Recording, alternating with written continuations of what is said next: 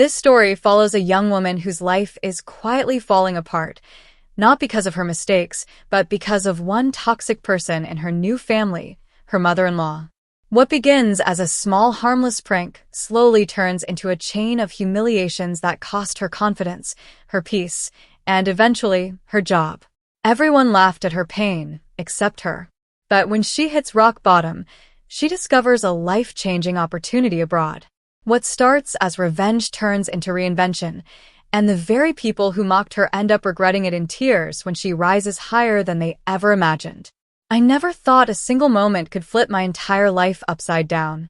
But looking back now, maybe the warning signs were always there, hidden under polite smiles, soft greetings, and those tiny comments that feel harmless until they pile up like stones on your chest. When I married Ethan, I genuinely believed I was stepping into a family that would welcome me with open arms. His mother, Charlotte, seemed elegant, warm, and graceful on the outside. But the longer I stayed around her, the more I realized that she had a different idea about who deserved to be part of her son's life. And apparently, that person wasn't me. It started small. The kind of small that people brush off because it feels too petty to take seriously. If I cooked dinner, she would taste it, pause, and say something like, "Interesting flavor choice." Not bad, not good, just interesting. If I wore a dress, she would glance at me with that half smile and whisper, "Bold outfit for today, very bold."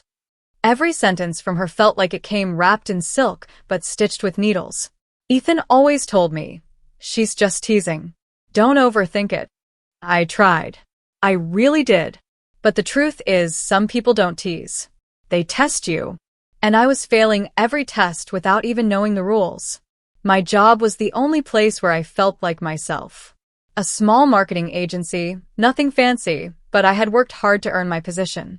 I wasn't the loudest or the smartest in the room, but I delivered results, consistent, solid work.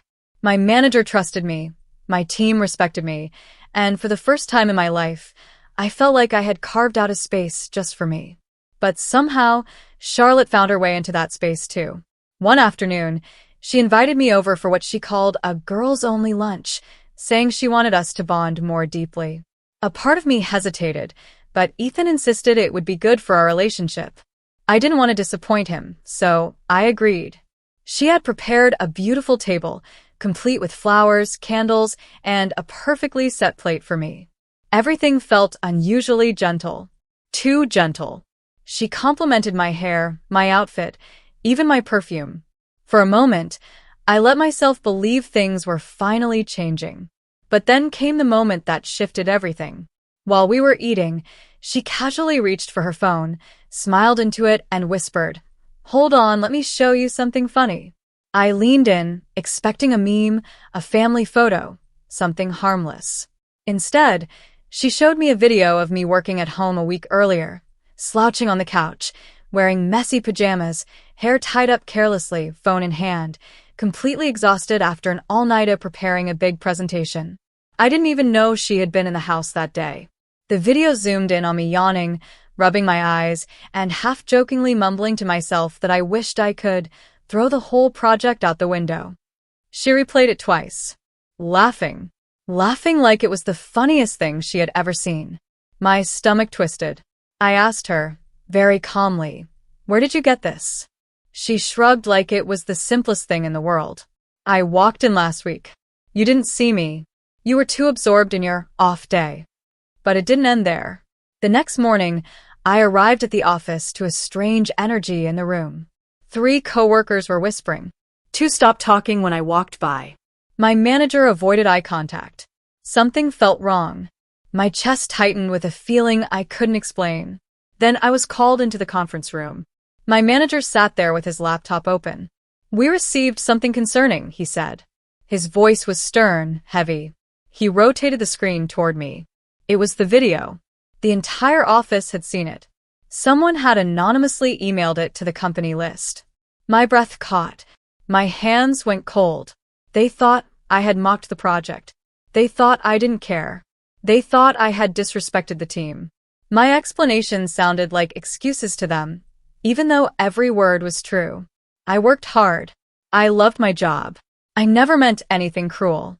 But the internet has taught people to believe what looks real, not what is real. In the end, they didn't accuse me of anything dramatic. They simply said, "This undermines the company's image. We need to let you go." Just like that. One video. One moment. One laugh. I walked out of that building with my box of belongings trembling in my hands. My career, my confidence, my sense of stability, all shattered because of someone who never saw me as good enough for her son. When I reached home, Charlotte was sipping tea on the couch like nothing had happened.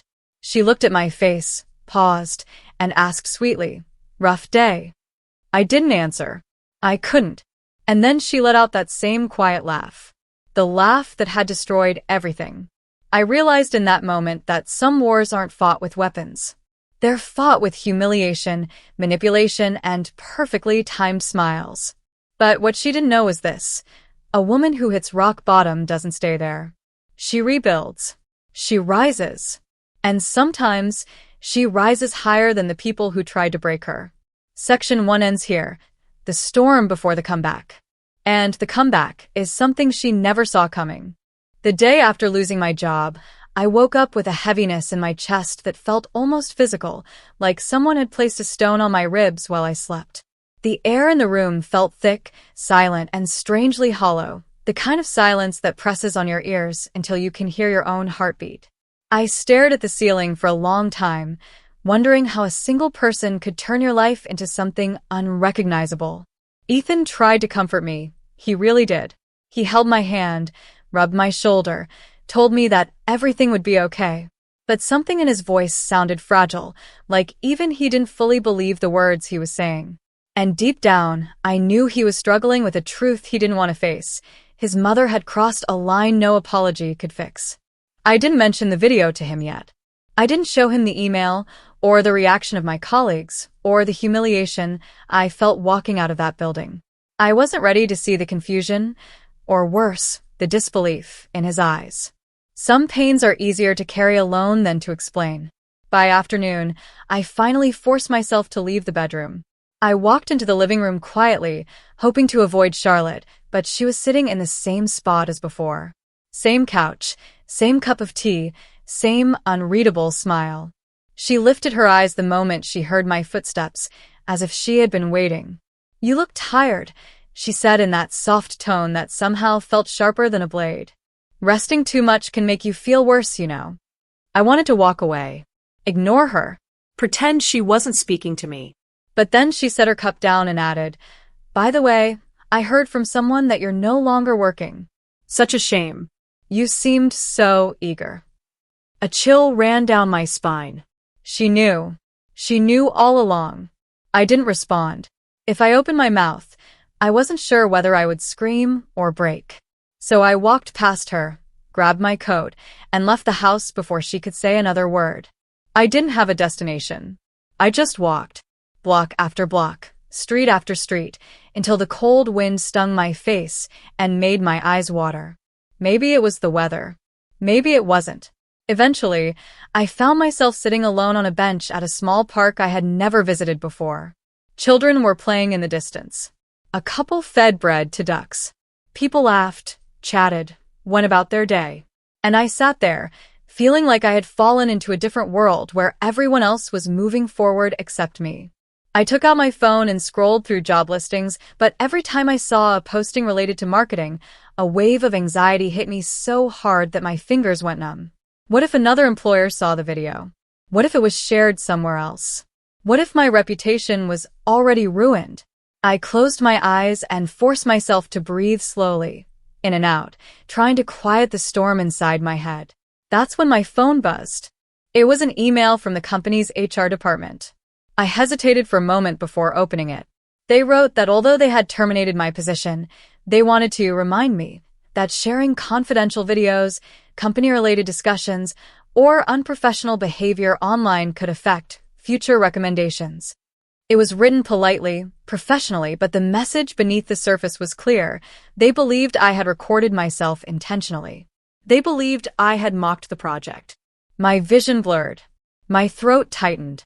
I slowly closed the phone and pressed it against my chest like I was trying to stop my heart from falling apart. Just then, I heard a voice a few feet away. A gentle, older voice. "Are you alright, dear?" I looked up and saw a woman sitting on the bench next to mine. Silver hair tied in a soft bun, warm brown eyes, and a kind smile that didn't feel forced or curious, just human. I didn't know why, but something inside me cracked.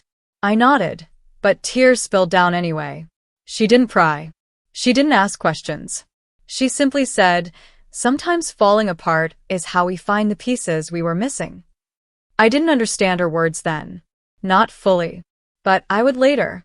That same evening, when I returned home, Ethan was pacing the living room, phone in hand, expression tense. He rushed toward me the moment he saw me. "Where were you?" he asked. I was worried. I apologized softly, but before I could say anything else, he added, "My mom told me what happened at your job." My stomach dropped. "What did she say?" I asked slowly. "She said your company let you go because you were careless, and that you embarrassed them." My heart twisted painfully. Not only had she sabotaged me, she had rewritten the entire story to make it look like my fault. For a moment, I couldn't speak. I just stared at him, searching for even a flicker of doubt toward his mother's words. He wasn't accusing me, but he wasn't defending me either. He just stood there, caught between two worlds, unsure which one to believe. I finally whispered, "Do you trust me?" He hesitated. The smallest hesitation, but enough to break something inside me. I didn't cry.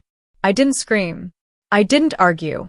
I simply walked past him, went into the bedroom, and locked the door behind me.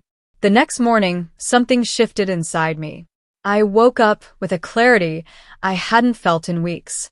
I couldn't live like this, trapped between manipulation and silence, between truth and someone else's version of it. I opened my laptop and searched for options. Anything. Jobs abroad, remote work, internships, volunteer programs. I didn't care what direction life took, as long as it took me away from this house. Then, by pure chance, I found it. A digital marketing opportunity in another country with relocation support. A fresh start. A new environment. A chance to rebuild everything that had been taken from me. My pulse quickened. My fingers trembled as I read every detail. It felt like the universe had pulled open a hidden door meant only for me. I applied immediately.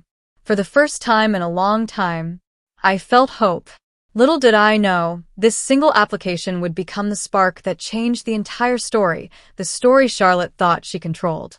But the real twist was still waiting ahead, and this time, I wouldn't be the one falling.